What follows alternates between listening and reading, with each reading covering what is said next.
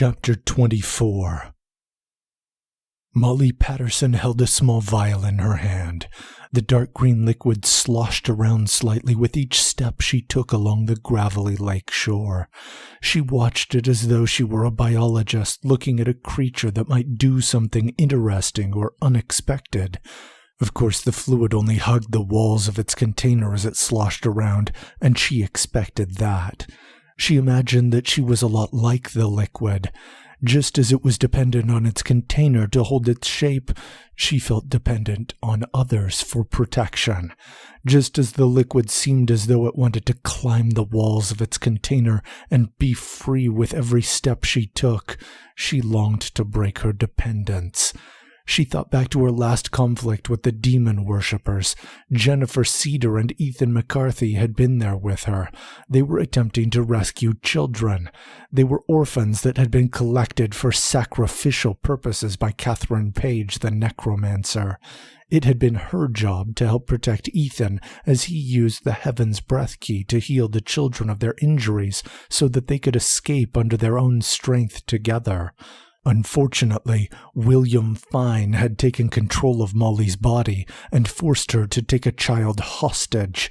Tears rolled down her cheeks as the horrified faces of the orphans and her friends entered her mind. She had been helpless to resist. She felt useless. If it had not been for the last-second shield that Savannah Lyons had put around the child, her knife would have gone straight into the child's back. She wiped her eyes and looked down at the vial in her hand. She thought about what a liability she had become. The other divine key-bearers had great abilities that left her in awe. The keys of omnipotence with their absolute defense, unstoppable offense, and miraculous healing had saved more lives than she could recall. The keys of omnipresence allowed time, space, and minds to be explored as the Council of Nine endeavored to bring justice to the world. Levi Crawford's incredible perception and Chloe Baldwin's clairvoyance had proven invaluable as they liberated captives across the territory. She imagined what she would do if she had one of the other keys for a moment, but then lowered her head sadly. She had been chosen to bear the key of origins. Since Jennifer Cedar had come through time to tell them everything, they had little use for knowing the origins of things. She decided that it was fitting that the least useful person was given the least useful key. She brought her vial up near her face. The sun made the crystal vial glow blindingly bright, and even the sickly-looking dark green fluid within seemed to gain an attractive shine. She pulled the stopper out of the top as she prepared to devour its contents. She knew the poison would kill her quickly. She imagined that it was excited to be free of its container and fulfill its purpose. She was eager to be free of the burdens of life and the guilt she felt for imposing on her friends. She told herself that they would not even miss her. "Hello," came a happy male voice from up in the trees. Molly gasped in shock and stopped the vial up again. She hurriedly stuffed it into the pocket of her dress and wiped her eyes to see who might have discovered her purpose. "I am sorry to have startled you," said the man. "My name is Ben Smith." "I," started Molly. She cleared her throat and looked around nervously. "This is a very lovely lake," said Ben as he turned and looked at the light that reflected on the wavy surface of the water. She turned and looked at it. She feigned a smile and turned back to him. Yes, it is, Mr. Smith," she replied softly. "I'm sorry," said Ben as he came up to her. "Sorry for what?" asked Molly in a confused tone. "A person comes to a place like this to be alone," said Ben. "I'm interrupting you." "It's okay, Mr. Smith," said Molly as she took a breath. "A person does not come to a place like this because they are in a rush." She looked into Ben's eyes and smiled more genuinely. "My name is Molly Patterson." "I am pleased to meet you, Mrs. Patterson," said Ben. "It's Miss Patterson," said Molly with a smile. Ben also smiled. "All right, Miss Patterson," said Ben. "I have traveled a considerable distance along the Colorado River." "You've obviously come a long way since then, Mr. Smith," said Molly. "We're many miles east of the Colorado." "Yes," replied Ben. "I know it doesn't make a lot of sense, but I'm looking for something." "Gold?" asked Molly with a smirk. "No," laughed Ben. "I'm not looking for gold." "What are you looking for, Mr. Smith?" asked Molly. "The truth," said Ben in a suddenly somber voice as he pulled out a revolver and pointed it at Molly's face. She gasped and stumbled back in horror. "The truth about what?" gasped Molly. "The men in red cloaks coming over the ridge," said Ben. "Are they friends of yours?" "Men in red cloaks?" asked Molly in confusion. Ben tilted his head. "You are either honest, or you are very convincing," said Ben. "A beautiful woman just walking along the banks of a lovely lake, though. You know what they say. If something seems too good to be true, it probably is." "Wait, what?" asked Molly. The blend of emotions that rushed through her body made her feel as though she were being spun around, from being interrupted in taking her own life by a handsome traveler, only to then have him threaten her life with a gun and accuse her of some conspiracy. Suddenly the detail that Ben had mentioned about them wearing red clicked in her mind. "I want to believe you," said Ben as he looked up toward the trees. "You're sure they are wearing red cloaks?" asked Molly. Ben raised an eyebrow in suspicion. "What are you getting at?" asked Ben. A half-dozen men in red cloaks carrying long swords came into view at the top of the hill. They looked down and pointed toward Molly. "Molly Patterson," thundered one of them. "Do not attempt to flee. We will prolong your death if you do." "Convinced now?" asked Molly. Ben frowned. Molly rolled her eyes. "Really?" she said in an upset tone. "So if you weren't just a beautiful woman luring me into a trap, what were you doing here?" asked Ben. Molly's face flushed. She did not want to talk about her depression.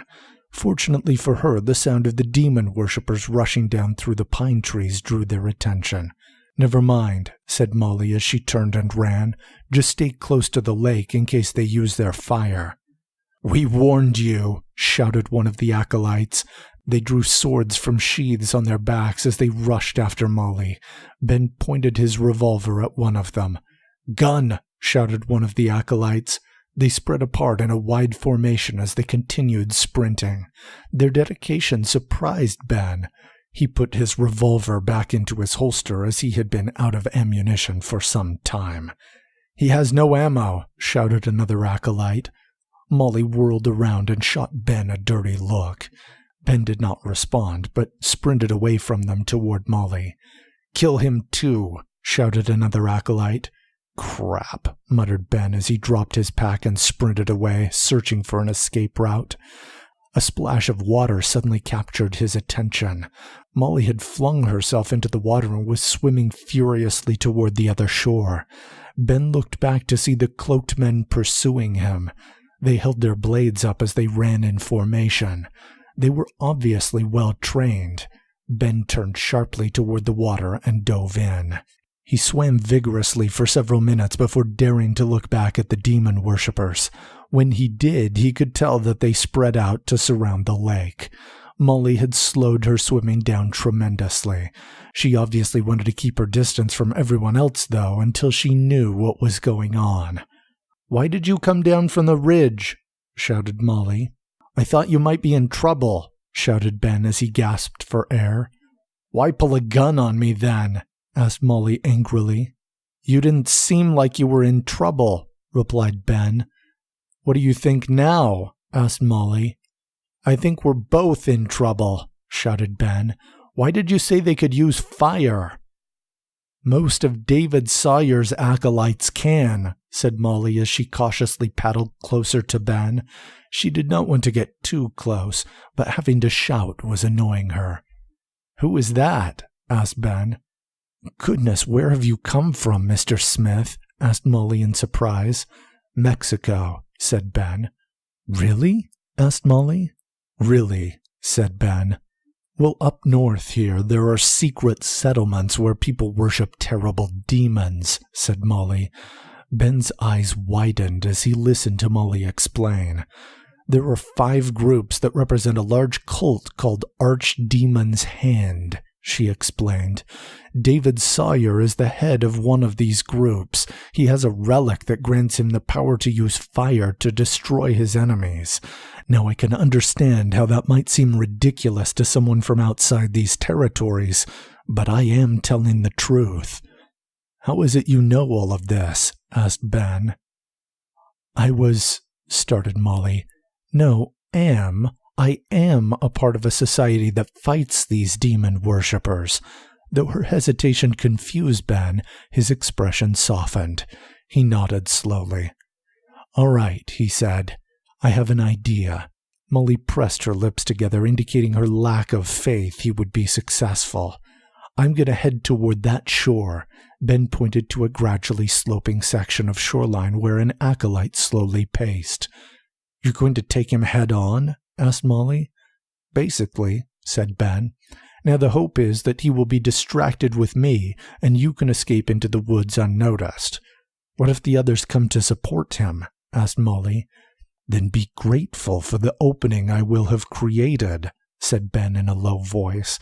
It will create an opportunity for you to escape into the woods unnoticed. That's suicide, whispered Molly angrily.